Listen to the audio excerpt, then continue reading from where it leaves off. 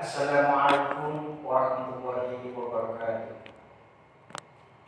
A'udzubillahi minasyaitonir rajim. Bismillahirrahmanirrahim.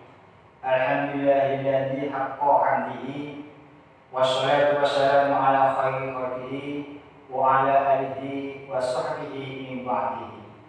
Qala Allah Ta'ala fil Qur'anil Karim. Bismillahirrahmanirrahim. Kunu rabbaniyina bima kuntum tu'allimuna al-kitaba wa bima kuntum tadrusun. Shadaqallahul aliyyil azim. Amma ba'd.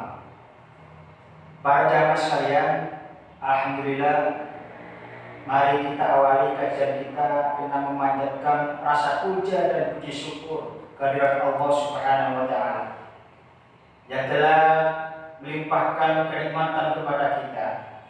Hal ini terbukti kita bisa melaksanakan kajian ini tanpa ada halangan suatu apapun. Mudah-mudahan kajian yang kita laksanakan pada kesempatan ini senantiasa bisa meningkatkan keimanan, meningkatkan rasa syukur kita kepada Allah Subhanahu wa taala. Rahmat dari Allah Mahasalam mudah-mudahan tetap tercurahkan kepada baginda Rasulullah Muhammad sallallahu alaihi wasallam. Mudah-mudahan kita senantiasa sebagai pengikut setianya ila yaumil qiyamah. Para jamaah sekalian, pada kesempatan kali ini yang kita kaji adalah khusus tentang akidah. Kenapa akidah ini saya sampaikan? Karena akidah ini menentukan masa depan kita nanti di akhirat. Bagus dan tidaknya kita, surga atau neraka kita nantinya tergantung kepada sampai di mana akidah kita. Kita nanti di surga bertumbuh dengan akidah kita. Bahkan kita nanti terjerumus di neraka bertumbuh sampai di mana akidah kita. Mudah-mudahan kajian yang kita kaji saat ini bisa memantapkan akidah kita, sehingga akidah kita bisa kuat, akidah kita bisa tegar sampai kita nanti dipanggil Allah Subhanahu wa taala dengan penuh kebanggaan. Baik para jamaah sekalian, akidah adalah kalau kita cermin semua dakwah para rasul itu bertumbuh dengan akidah. Dari Nabi Adam sampai Nabi Muhammad SAW itu adalah berjuang untuk menegakkan akidah. Tapi sebelum kita membahas terlalu jauh, di sini izinkan kami sampaikan tentang pengertian akidah. Pembagian akidah, penyimpangan akidah, serta penjagaannya. Yang kita bahas yang pertama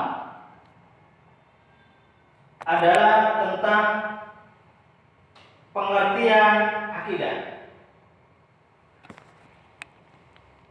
Menurut bahasa para jamaah sekalian, akidah itu berasal dari kata aqada yaqudu uqdatan wa aqidatan. Ikatan keyakinan yang mantap. Maksudnya ikatan adalah kita mempelajari akidah, kita berakidah. Harus kita ikat benar-benar akidah yang kita punya. Harus kita ikat benar-benar akidah yang kita pelajari. Semakin akidah kita ikat semakin kuat, kita tidak akan terpengaruh. Kita tidak akan terpengaruh oleh amalia-amalia kemusyrikan. Kita tidak terpengaruh oleh amal-amal yang menjauhkan diri dari Allah Subhanahu wa taala. Itu adalah ikatan. Semakin ikatan akidah kuat, semakin kuat akidah kita. Semakin akidah kuat, semakin kita menuju kebahagiaan nantinya. Yang berikutnya adalah keyakinan. Keyakinan adalah mutlak. Semua manusia punya keyakinan. Akan tetapi keyakinan kepada akidah yang kuat, itulah yang membawa kebahagiaan. Dengan kemantapan akidah yang kuat, membawa kebahagiaan nantinya mendapatkan surga Allah Subhanahu wa taala. Yang berikutnya menurut istilah, akidah diartikan al-imanu bi anna Allah ta'ala wahidun la syarika lahu di awal wujudihi wa akhir fi dzatihi. Sesungguhnya Allah itu satu, tidak ada persekutuan baginya. Dan juga yang tidak beramal pada kejadiannya dan tidak berakhir pada masanya. Itu adalah pengertian akidah menurut istilah. Allah itu satu, tidak beranak dan tidak diberanakan. Hanya Allah yang satu-satunya yang disembah. Hanya Allah satu-satunya yang kita minta. Hanya Allah satu-satunya yang bisa memberi pertolongan buat kita. Dan Allah itu tidak berawal pada penciptaannya, pada kejadiannya. Allah itu menciptakan dengan zatnya sendiri. Allah itu ada dengan zatnya sendiri. Allah muncul dengan zatnya sendiri. Tidak ada menciptakannya.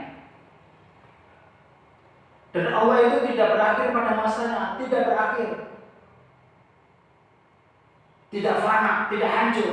Allah kekal selama-lamanya. Dan ini menurut istilah arti daripada akidah. Para jamaah sekalian yang saya muliakan rahimakumullah, untuk mempelajari akidah, apa pelajaran yang paling bagus yang bisa menyerap pengertian mendalami akidah kita? Pertama yang kita pelajari adalah aqidatul muwahhidun, yaitu akidah bertauhid kepada Allah Subhanahu wa ta'ala. Membahas akidah tauhid, yang kita bahas adalah 3 bagian terlebih dahulu pada pertemuan kali ini, yaitu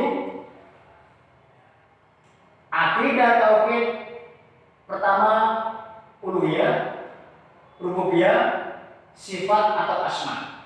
Itu bagian-bagian akidah yang harus kita pelajari. Pertama adalah akidah tauhid uluhiyah, yang artinya mendekatkan diri kepada Allah Subhanahu wa ta'ala dengan jalan ritual keagamaan. Kita bisa dekat kepada Allah Subhanahu wa ta'ala dengan jalan ritual keagamaan. Apa ritual keagamaan itu? Jamaah rahimakumullah. Di antaranya adalah sholat. Itu namanya contoh daripada tauhid uluhiyah. Kita bisa dekat kepada Allah, kita bisa kuat akidah kita lewat ritual keagamaan, lewat sholat. Sholat yang kita lakukan dengan khusyuk tadarruk, sholat yang kita lakukan dengan bagus, sholat yang kita lakukan dengan tepat waktu dan lain sebagainya. Sehingga dengan sholat itu kita semakin dekat kepada Allah Subhanahu wa ta'ala. Dan itu namanya tauhid uluhiyah. Contoh lagi puasa. Dengan puasa semakin menambah keimanan kita kepada Allah. Dengan puasa semakin menambah ketauhidan kita kepada Allah Subhanahu wa ta'ala. Dengan puasa semakin istiqomah kita meyakini bahwasanya Allah itu satu, tidak beranak dan tidak beranakan. Allah itu ada dengan zatnya sendiri, tidak berawal, tidak berakhir. Semakin tinggi keyakinan keimanan ketauhidan dengan ritual puasa-puasa kita. Itu namanya tauhid uluhiyah. Mendekatkan diri kepada Allah dengan ritual-ritual keagamaan. Kalau Islam konteksnya adalah sholat, puasa, haji. Ini adalah ritual-ritual yang dibangun untuk tauhid uluhiyah. Dengan demikian bisa mendekatkan diri kepada Allah Subhanahu wa ta'ala. Dengan demikian kita bisa kuat dengan ritual keagamaan. Yang berikutnya jamaah rahimakumullah, tauhid rububiyah. Apa tauhid rububiyah itu? Yaitu mendekatkan diri kepada Allah Subhanahu wa ta'ala dengan struktur akidah, dengan melihat semua ciptaan-ciptaan Allah Subhanahu wa ta'ala. Di pagi hari ketika kita bangun, melihat keindahan alam, membuka jendela dengan baca inna fi khalqis samawati wal ardi wa ikhtilafil laili wan nahari la ayatin li ulil albab, sehingga menambah keimanan kita, menambah ketauhidan kita kepada Allah Subhanahu wa ta'ala dengan keindahan ciptaan Allah Subhanahu wa ta'ala. Itu namanya implementasi daripada tauhid rububiyah yang kita pelajari, yang kita kaji. Di malam hari ada beritanya pertempuran di galaksi, di angkasa raya. Kita melihat keindahan rembulan dengan indah sinarnya, sehingga menambah kesejukan hati kita, menambah kemantapan akidah kita, menambah keimanan kepada Allah Subhanahu wa taala dengan mengucapkan Masya Allah dan mengucapkan kalimat-kalimat thayyibah kita hadirkan kepada Allah Subhanahu wa taala. Semua kejadian yang kita lihat dimanapun berada, dan kejadian itu bisa memantapkan keimanan kita, kedekatan kita kepada Allah Subhanahu wa taala. Itu namanya implementasi daripada tauhid rububiyah. Jamaah rahimakumullah, apakah tauhid rububiyah itu hanya melihat indah-indah aja? Ternyata tidak. Tauhid rububiyah adalah melihat amsal-amsal zaman, semua kejadian-kejadian dunia yang bisa meningkatkan diri kita kepada Allah Subhanahu wa taala dengan akidah kita. Melihat bencana alam, melihat bencana alam dengan sedih, dengan introspeksi diri, sehingga dengan bencana alam kita bisa berdekatan diri kepada Allah Subhanahu wa taala dengan ingat kematian, menolong sesamanya. Dan sekarang juga ada fenomena wabah penyakit corona COVID-19 dengan COVID yang merebak di seluruh dunia, khususnya di Indonesia. Semakin introspeksi diri, semakin wawas diri, muhasabah diri, menjaga kebersihan dan lain sebagainya. Mensyukuri nikmat kepada Allah Subhanahu wa taala atas kesehatan dengan terjadinya penyakit-penyakit seperti ini COVID-19, sehingga mendekatkan diri kepada Allah semakin dekat dengan kejadian seperti ini. Itu namanya buah implementasi daripada tauhid rububiyah. Kesimpulannya, jamaah rahimakumullah, tauhid rububiyah adalah sangat sederhana, di mana kita melihat semua amsal-amsal zaman, melihat sejarah-sejarah zaman, melihat kejadian-kejadian zaman, melihat semua yang kita lihat bagus, indah, bencana, semua yang kita lihat dengan mata kita, tapi kita melihat ada rasa semakin dekat kita kepada Allah Subhanahu wa taala. Dan itu namanya kita bisa menyelami tauhid rububiyah.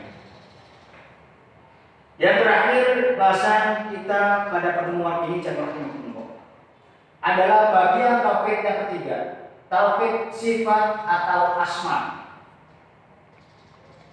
Apa tauhid sifat itu atau tauhid asma itu?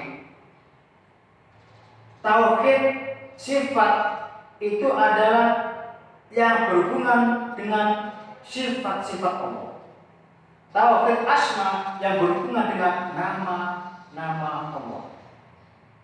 Pengertiannya, tauhid sifat atau asma, di mana kita menggali, mendalami, mempelajari sifat-sifat Allah, kita pelajari dengan sungguh-sungguh, dan pelajarannya itu bisa meningkatkan keimanan kita, menguatkan akidah kita. Itu dari implementasi tauhid asma atau tauhid sifat. Contoh jamaah yang mengenal tauhid sifat. Allah itu mempunyai 20 sifat wajib. Allah itu mempunyai 20 sifat mustahil. Allah itu mempunyai 1 sifat jaiz. Dan itu dipelajari dengan sungguh-sungguh. Dipelajari dengan kesadaran diri. Dipelajari dengan benar-benar merenungkan dalam sifat-sifatnya Allah Subhanahu wa taala, sehingga tahu sifat Allah Subhanahu wa taala, mengenal lebih dekat kepada Allah Subhanahu wa taala, sehingga akidah bisa kuat. Mungkin secara contoh, kalau kita bisa mengenal sifat seseorang dengan bagus, pasti kita akan nyaman sifatnya seperti ini. Kalau kita mengenal sifat-sifat manusia, sifat teman kita, pasti dekat, pasti akal. Dan itulah buah dari pada sifat-sifat. Secara khusus kita mempelajari sifat-sifat Allah Subhanahu wa taala, bisa mendekatkan diri kepada Allah Subhanahu wa taala. Mungkin kita tahu di antara sifat-sifat Allah, pertama 20 sifat wajib,